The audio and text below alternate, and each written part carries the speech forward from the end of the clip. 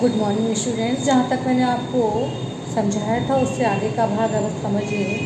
यह अध्यापक का काम है कि वह अपने छात्र में चित्र एकाग्र करने का अभ्यास डाले। एकाग्रता ही आत्म साक्षात्कार की कुंजी है।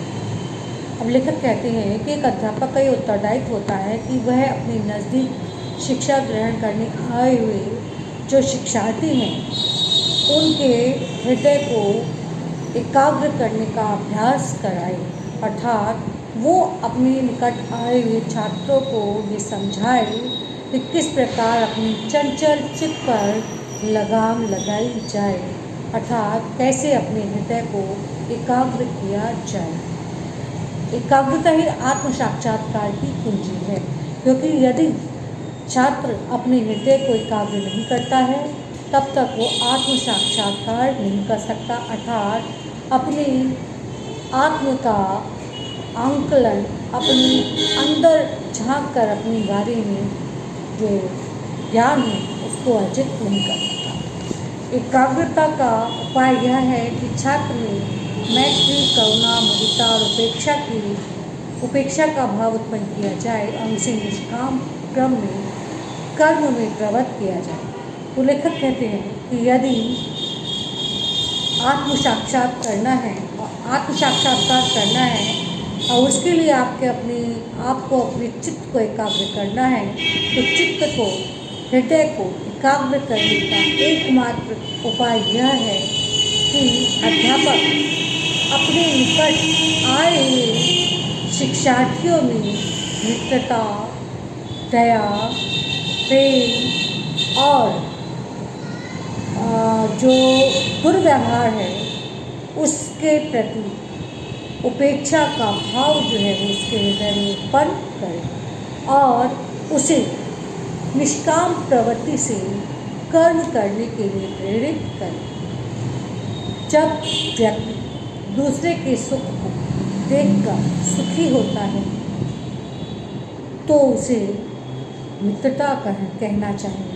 अगर किसी के दुख को देखकर हृदय में दुख का भाव उत्पन्न हो तो ये भाव करुणा कहलाता है। यदि हम किसी को अच्छा कार्य करते हुए देखकर प्रसन्न होते हैं तो और प्रसन्न होकर उसे और अधिक अच्छा कार्य करने के लिए प्रेरित करते हैं तो ये भावना मुदिता कहलाती है। और यदि हम किसी को बुरा कार्य करते हुए देखते हैं तो बुरा कार्य करने का विरोध करते हुए हम अनिष्टकारी व्यक्ति से शत्रुता नहीं चाहते, उसकी उपेक्षा करते हैं, तो ये है उपेक्षा का भाव। जैसे जैसे हमारे भीतर इन भावों का उद्भव होता है वैसे वैसे हमारे हृदय में ईर्ष्या और शत्रुता की जो भावनाएं होती हैं उनमें कमी आने लगती है, क्योंकि निष्काम प्रवृत्ति से किया गया जो कर्म है वो मनुष्य के राग और द्वेष की जो भावना है उसे पूरी तरीके से नष्ट कर देता। लेकिन इतना समझ लेना चाहिए कि ऐसा करना कोई हंसी खेल नहीं है, अर्थात बहुत आसान नहीं है। आपको अपने चित्त को यदि एकाग्र करना है तो अपने हृदय को हर प्रकार की वासनाओं से हटाना होगा। ऐसा हो सकता है कि आपको ऐसा करने में सफलता प्राप्त होने में देरी हो जाए, लेकिन सफलता प्राप्त ना हो ये हो ही नहीं सकता। निष्कामिता की कुंजी यह है कि अपना ख्याल कम और दूसरों का अधिक किया जाए। अब निष्कामिता क्या होती है, अर्थात निस्वार्थ भाव से किया गया कर्म, ये जो निष्कामिता कहलाता है। इस निष्कामिता को प्राप्त करने का एक ही उपाय है कि अगर हम निस्वार्थ भाव से कम कर्म करना चाहते हैं तो हमें उसके लिए दूसरों का ख्याल अधिक रखना होगा, अपने काम को, अपने ख्याल को दूर करना होगा। आरंभ से ही दूसरों के, समाज के कल्याण, जीव की सेवा के प्रति अपने हृदय में भावों का उद्भव करना होगा।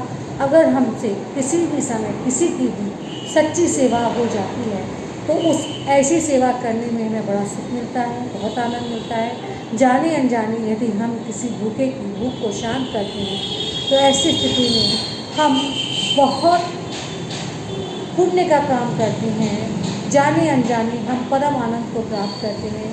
किसी डूबते को बचाते हुए, किसी जलते हुए को बचाते हुए या किसी रोगी की सेवा शुश्रूषा करते समय जब हम उसमें पूरे तरीके से लीन होकर निष्काम भाव से उसमें डूब जाते हैं, तो ऐसी स्थिति में हमारे हृदय का जो अहम का भाव है, मैं का जो भाव है, वो दूर चला जाता है।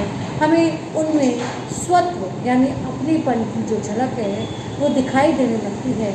ये स्थिति वो स्थिति होती है जब व्यक्ति मैं और तू अर्थात अपने और पराये के भाव से दूर चला जाता है। ऐसी स्थिति में उसे परम आनंद की उपलब्धि होती है। हम ऐसा नहीं है कि हमें अपनी सुविधा और अपने चरित्र के निर्माण के लिए आए दिन लोगों को डुबोया जाए या भूख प्यास से तड़पाया जाए और हमें सेवा करने के अवसर प्रदान किया करे जाए, ऐसी कामना लेखक कहते हैं कि नहीं करनी चाहिए। सेवा करने में हमेशा एक ही भाव होना चाहिए कि मैं उपकार नहीं कर रहा हूँ, वरन ये दूसरों की कृपा है मुझ पर, जो वो मेरे द्वारा किए जा रहे कर्म को स्वीकार कर रहा है।